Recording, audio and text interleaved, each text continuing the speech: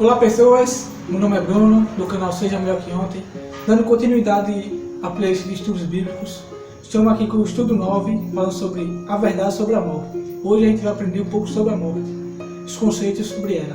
E para me ajudar nesse estudo, estou a participação aqui da Maria Marques, professora, que vai nos ajudar aqui a entender melhor esse estudo, beleza?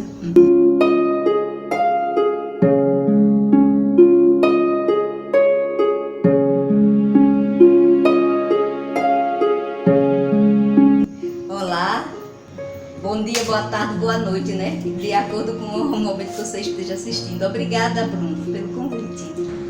Então, hoje nós iremos, como o Bruno citou, falar sobre a verdade sobre a morte, né? O que acontece com a pessoa quando ela morre? Nas tentativas de se responder a estas perguntas, de várias maneiras, as pessoas às vezes só aumentam a dúvida, a incerteza e a tristeza sobre o assunto.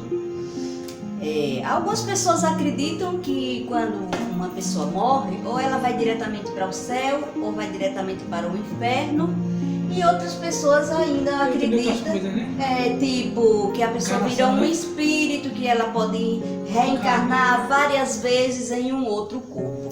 Nós vamos deixar que a Bíblia nos responda sobre este assunto.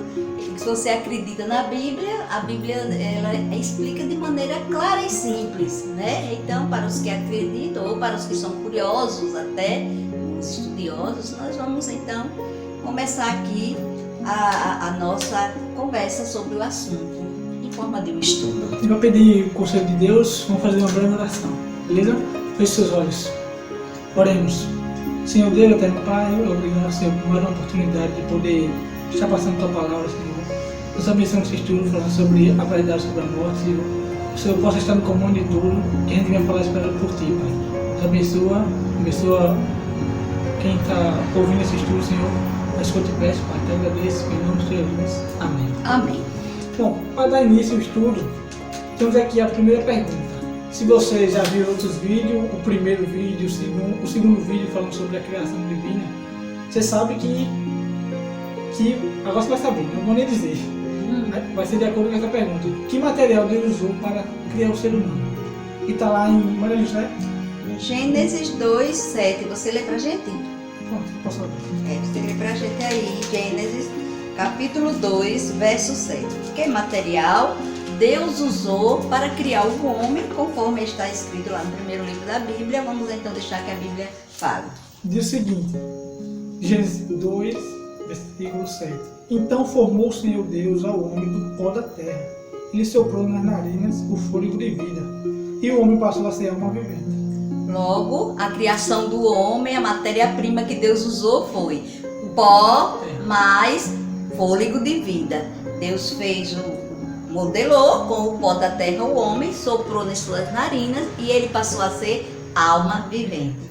Logo, pó mais fôlego de vida igual a alma vivente. Esse pó a gente pode perceber que é barro, né? Tipo barro, né? Barro é comprovado até cientificamente que tudo que contém no nosso corpo contém na terra. Nós temos o fósforo, o ferro, um pouco de aço, um pouco de bronze, de tudo, de todos os minerais que existem da formação da terra, se você, no corpo humano tem. E tem também, cada coisa um pouco. Tanto é que se faltar um pouquinho de cada coisa dessa, você já fica um pouquinho dodói, doente, diferente, carente. E tem que tomar um remédio com base naquilo que está faltando. Interessante, né?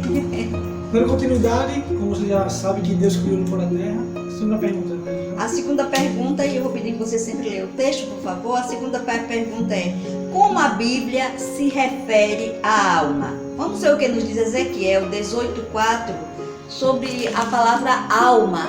Que sentido tem bíblico essa, né? Ezequiel 18:4 é o seguinte: eis que todas as almas são minhas, como a alma do Pai, também a alma do Filho é minha. A alma que pecar, essa morrerá. Então, todas as almas são minhas, né? E a alma que pecar, essa morrerá. Aí já está dando uma conotação que a alma não é imortal, como as pessoas pensam e falam, né? A alma que pecar, essa morrerá. Então o que é alma? A alma é um ser humano, é um ser vivente. Eu sou uma alma, você é uma alma. Todos que vivemos somos almas, né? No sentido assim. E aí Deus disse que todas são do Pai, todas são dele. E a terceira pergunta, então, Bruno, que diz: o que acontece com a pessoa, ou seja, a alma vivente, o que acontece com a pessoa, que significa alma vivente, quando ela morre? Vamos ver o que nos diz Gênesis 3:19. O que acontece com a pessoa, alma vivente, quando morre?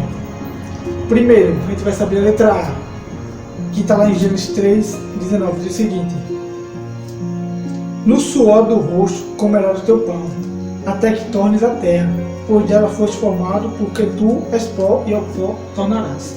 Então, o que acontece com uma pessoa quando morre? Voltar ao pó da terra. Se você foi formado do pó da terra, do barro, você vai voltar a ser barro. Exatamente, vai fazer agora o inverso da criação.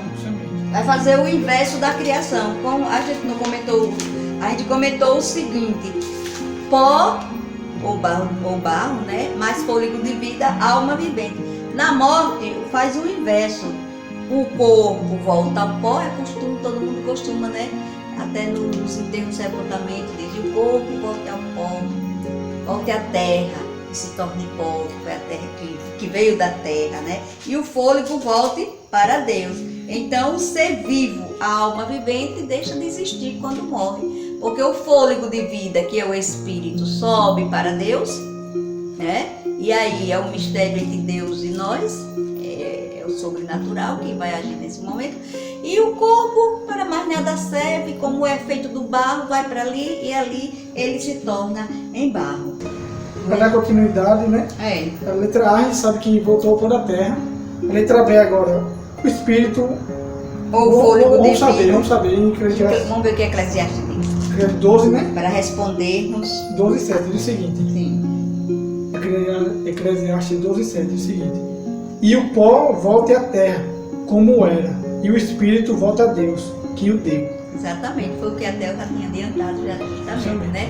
O pó voltar, o corpo vai voltar para a terra, porque foi de onde veio, e o fôlego voltar para Deus que o deu, né? E ainda em Eclesiastes 9:5, a gente também vai ler lá que a mente do que morreu jaz no esquecimento. Quer ler? Vamos lá. Vamos lá. 9:5 diz o seguinte: porque os vivos sabem que hão de morrer, mas os mortos não sabem coisa alguma, nem tampouco terão eles recompensa, porque a sua memória jaz no esquecimento. Jaz no esquecimento. Não sabe de nada, só os vivos que sabem, porque está vivo. Olha, atentem para a palavra jaz, que a gente costuma ver essa escrita lá nos túmulos, aqui jaz fulano e tal, ou seja, está morto. O que a Bíblia quer dizer? Os vivos sabem que hão de morrer, mas os mortos não sabem coisa alguma, porque a mente deles jaz no esquecimento. Estão mortos, estão dormindo. E quando a gente está dormindo, a gente não sabe de coisa alguma. Assim é o estado dos que morrem. A pergunta, aqui continuando ainda, nós podemos dizer que, diante disso que nós lemos, né, as pessoas quando morrem, elas nem vão diretamente para o céu logo, nem vão diretamente para o inferno, nem ficam flutuando no espaço, vira aí uma alma, né, ou um fantasma assombrando alguém. Elas vão para a sepultura. Que a gente pode comprovar lá em Jó. Jó 7:9 e 10, que é o seguinte: tal como a nuvem se desfaz e passa, aquele que desce a sepultura jamais tornará a subir, nunca mais tornará a sua casa, nem o lugar onde habita o conhecerá jamais. Tá vendo? Então se tem gente que diz: eu vi fulano de tal, ele veio aqui em casa, nem não. Tem muita gente que tem medo dos mortos. Quem faz medo são os vivos, e eles sim podem fazer o mal, né?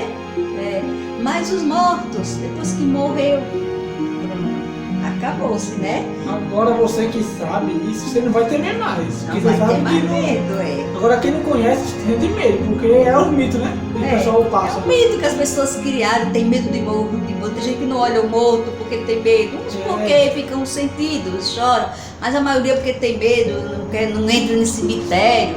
Tudo isso é mito, é ilusão, né? Então os mortos eles não têm conhecimento de coisa alguma, né? E não nos é possível falar, biblicamente não temos esse esclarecimento que nos é possível falar com quem morreu.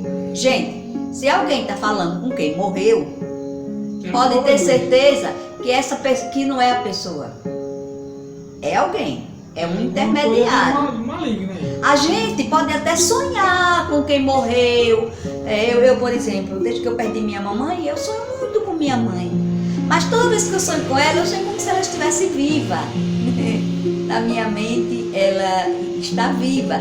Ou às vezes a gente sonha coisas inusitadas, às vezes até a gente está muito sofrida, enlutada, e Deus até permite aquele sonho legal, bacana, para nos consolar.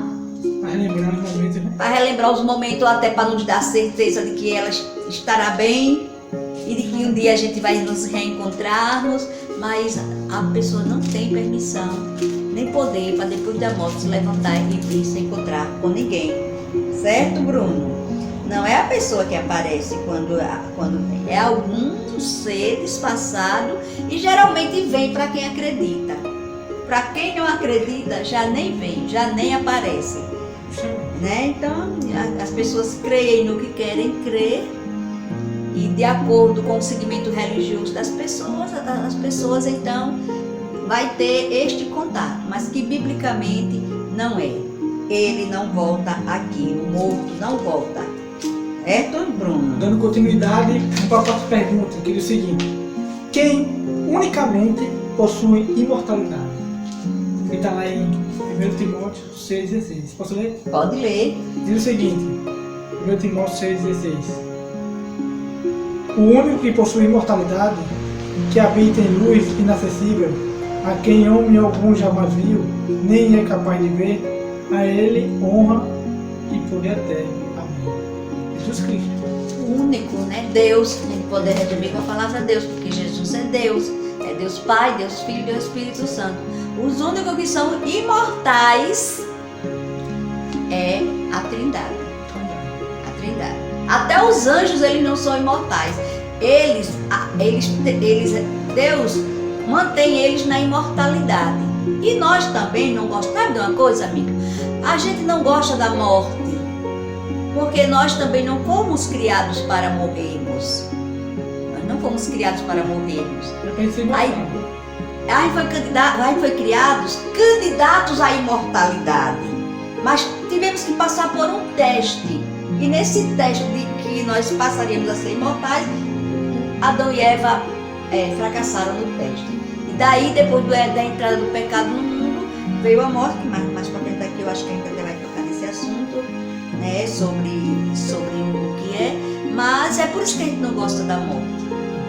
Aí então veio Jesus com o plano da redenção para nos redimir e nos dar a vida eterna depois da morte. Entendeu?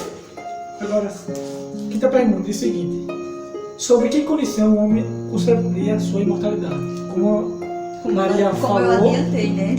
A gente era imortal, né? Como a gente pecou o pecado lá, Adão e Eva, a gente tornou-se imortal. Mas que condição era essa para que ele ficasse ainda sendo mortal e nunca fosse sendo imortal, né? Nunca fosse imortal. Foi justamente o que eu adiantei, né? Que era um teste. E o teste era justamente não comer do fruto proibido. Deus colocou o homem no paraíso e fez um teste, né? Olha, você pode comer de tudo isso que tem aqui, pode mandar em tudo. Agora, esse fruto aqui do meio, você não toca porque ele é meu. No dia que você comer, você vai morrer.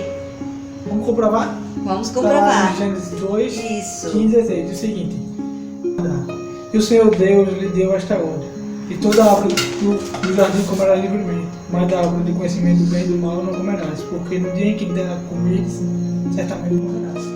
Alguém talvez pode dizer: mas por que fez isso? E já foi de propósito para o homem cair? Não, nós somos criaturas, não podemos perder isso de vista. Deus é o Criador ele faz o que quer. Ele é onipotente, onisciente, ele é nosso Criador. O que ele fez não foi no intuito já do homem cair, mas ele, na sua onisciência, sabia que o homem ia cair. Por quê?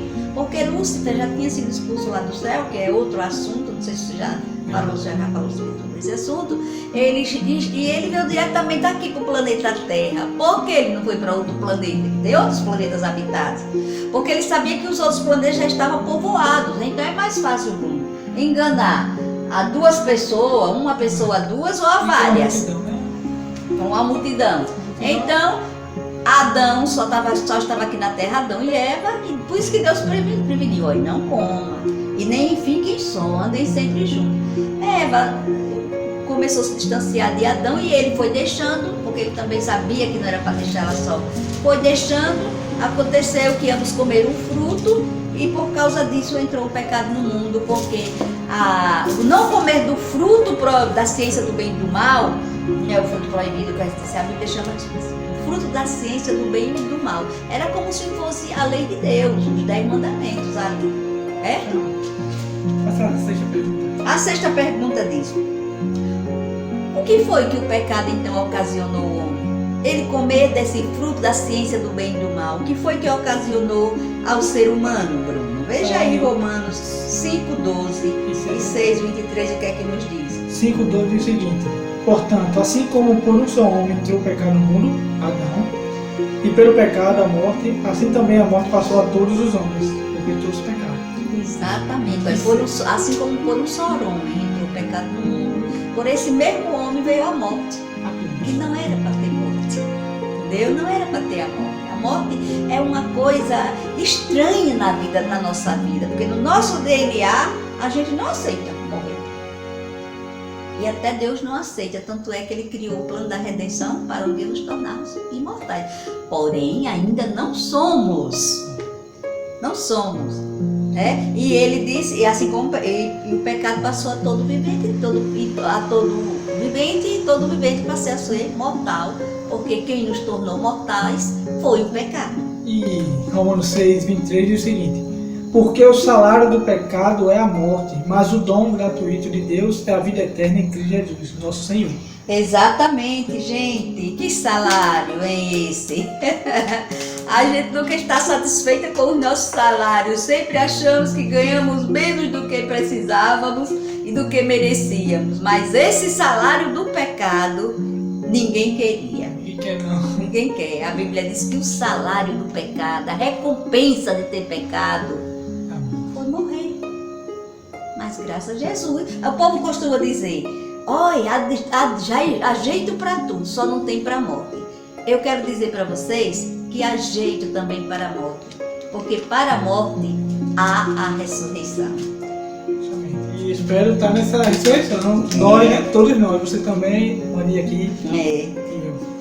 Passar essa outra pergunta. A próxima pergunta diz: até quando, né? Essa ou é como não? Como Jesus considerou então a morte? Mas para Jesus, como ele considerou a morte, Bruno, que está escrito em João 11, de 11 a 14. Diz o seguinte: isto dizia e depois acrescentou: nosso amigo Lázaro adormeceu, mas vou despertá-lo.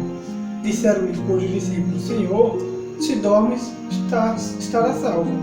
Jesus, porém, falando com respeito à morte de Lázaro, mas eles supunham que tivesse falado do repouso do sono.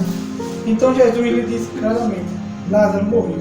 Então Jesus comparou a morte quando mandaram vir convite, né? Mestre, seu amigo Lázaro está doente. Jesus disse de conta até que nem ouviu, até porque ele sempre estava muito ocupado fazendo suas pregações, fazendo seus sinais, suas maravilhas, seus milagres. E aí depois disse assim, chegou outro aviso: mestre, Lázaro morreu. Aí ele chegou e disse: não, Lázaro não morreu, Lázaro dorme. Aí entenderam, né? Aí ele disse: se ele dorme, está bem, né? Aí Jesus então comparou a morte ao sono, mas disse claro para que os apóstolos, os seus discípulos entendessem. Ele disse: Lázaro morreu, mas eu vou para acordá-lo. E então ali Jesus teve a oportunidade de mostrar que sob a sua presença, sob a sua palavra, sob a sua ordem, a morte não é nada. Porque quando ele disse: Lázaro, vem para fora, já fazia 3 dias que Lázaro estava morto, cheirava mal e Lázaro saiu perfeito. Assim, amados, é a morte em todos os tempos, em todo sentido. E na volta de Jesus, quando ressoar a última trombeta e Jesus descer aqui à terra e ele chamar o nome de cada um, quem tiver morrido em Cristo, ressuscitarão primeiro em corpo glorioso e aí então seremos eternos. E imortais. E imortais, exatamente, né? Aí a próxima pergunta, Bruno, diz: até quando os mortos em Cristo permanecerão dormindo na sepultura? Interessante, né? João 5, 28, 29, você pode ler? E o seguinte: não vos maravilheis disto, porque vem a hora em que todos os que se acham nos túmulos ouvirão sua voz e sairão. Os que tiverem feito o bem, para a ressurreição da vida, e os que tiverem praticado o mal, para a ressurreição do juízo. Não vos maravilheis com isso, com a morte. Ou também não diga assim: pronto, é o fim de tudo, agora morreu, acabou. Não. Vem a hora, e essa hora é a segunda vinda de Jesus, porque olha, o programa, né, da redenção, depois do pecado, Deus criou a redenção para nos salvar. Não, está incompleto sem a volta de Jesus aqui. Porque o ponto culminante da redenção é a volta de Jesus e a ressurreição dos mortos. Então vem a hora e quem estiver dormindo ouvirá a voz do Senhor e ressuscitar. Quem fez o bem, quem foi obediente, quem aceitou Jesus em vida, então vai ressuscitar e vai ser imortal, Bruno. Agora, eu gostaria de dizer o seguinte, que só existe uma oportunidade de salvação para uma pessoa, é enquanto ela está viva.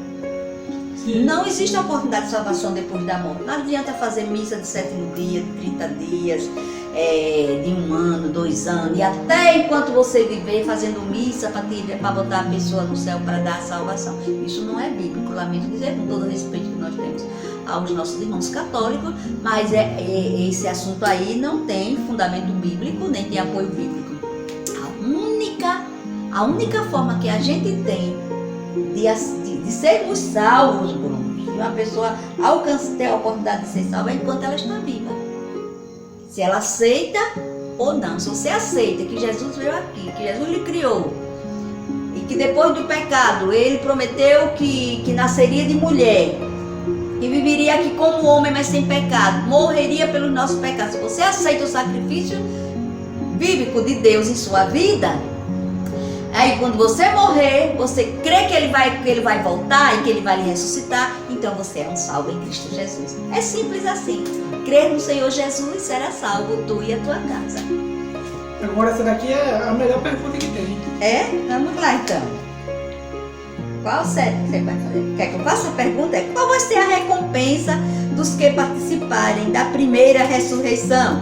Vamos ver qual é a recompensa? Porque vai ter 2 ressurreições. Eu acredito que o Bruno já estudou até sobre isso.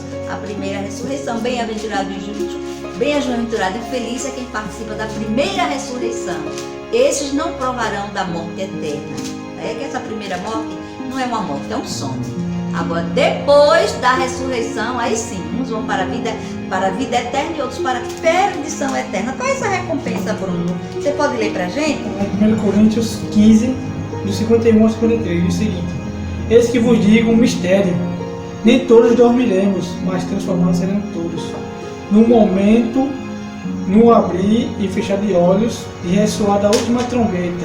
A trombeta soará, os mortos ressuscitarão incorruptíveis, e nós seremos transformados, porque é necessário que este corpo corruptível se revista de incorruptibilidade, e que o corpo mortal se revista de imortalidade. Ah, que recompensa maravilhosa. Você lembra lá atrás, quando o homem foi criado, que era um candidato à imortalidade, e que ele não passou no teste, e ele comeu o fruto da ciência do bem e do mal, e ele perdeu a sua imortalidade. Agora, Você vai poder restituir, agora com a ressurreição, você vai ter essa recompensa. Vai ser restituída a imortalidade. voltar ao começo. Voltar como Jesus queria que fosse, como Deus planejou que deveria ter tudo certo se o inimigo das nossas almas não tivesse derrubado os nossos primeiros pais, Adão e Eva. Mas aí, que coisa maravilhosa. A nossa recompensa é que vamos receber a imortalidade perdida lá no Éden. Vai ser assim, ó, num abrir e fechar de olhos. Quem estiver vivo na ocasião da volta de Jesus vai ser transformado no abrir e fechar de olhos. É como se você morresse e ressuscitasse na mesma hora. Esse corpo já não é um corpo corruptível, já não é um corpo mortal, doentio, mas é um corpo glorioso, transformado, tal qual o corpo de Cristo. Minha gente, que recompensa maravilhosa, né? E bem assim é quem ressuscitar. Quem era aleijado não ressuscita agora perfeito, quem era cego agora vê, quem era surdo agora ouve, sem imperfeição, imortais. Que maravilha! O mais interessante esperança é que boa. Nessa história toda, a gente pode ver que tudo isso começou no começo e vai terminar tipo no começo de novo. É uma coisa, só a história vai se repetindo. Agora, de certa durante forma. o processo, né, que a gente vê o sofrimento, tudo que aconteceu no mundo, para poder voltar ao começo. Então, eu não sei qual o problema que você está enfrentando hoje. Todos nós enfrentamos N problemas, né? Pode ser falta de emprego, pode ser dívidas, pode ser uma doença incurável. Talvez você não passou no vestibular que tanto sonhava ainda, mas você vai passar. E talvez seja você não passou no concurso, mas valeu como experiência. Talvez seja um desenlace matrimonial. Mas eu quero lhe dizer uma coisa em nome de Jesus. Deus não te criou, nem você, nem a mim, para a gente viver para sempre neste mundo de dor e de perdição. Ele nos criou para sermos sim, felizes, perfeitos e eternos. E quando Ele voltar, o último inimigo a ser vencido vai ser a morte. Porque tem um verso bíblico que diz assim: tragada foi a morte. Quando Jesus voltar vai ter dito esse verso: tragada foi a morte pela vitória. E aí vem a pergunta: onde está, ó morte, o teu aguilhão? Mas uma coisa é certa: quando Jesus voltar, nós teremos um corpo glorioso. Então eu convido você, se ainda você, a ponderar sobre esse assunto. E caso você tenha alguma dúvida, você pode procurar estudar mais profundamente na Bíblia, que existiriam outros textos bastante para falar sobre o assunto, mas que nós estamos terminando por aqui para não cansar a vossa paciência. E para terminar, fazer uma breve oração, para despedirmos. Ok? Vamos orar? Oremos. Querido Pai, nós estamos agradecidos e felizes, Senhor, porque na Tua bondade nos criastes. E com a entrada do pecado nós sabemos que entrou a morte, passamos a ser mortais. Mas aí veio Jesus e nos trouxe a redenção. E com a redenção veio a certeza de que um dia nos tornaremos imortais de novo. Que nossos amigos e nós possamos estar preparados quando Jesus voltarmos, para subirmos com Ele para as mansões celestiais e vivermos eternamente, para nunca mais nos separar. Em nome de Jesus, amém.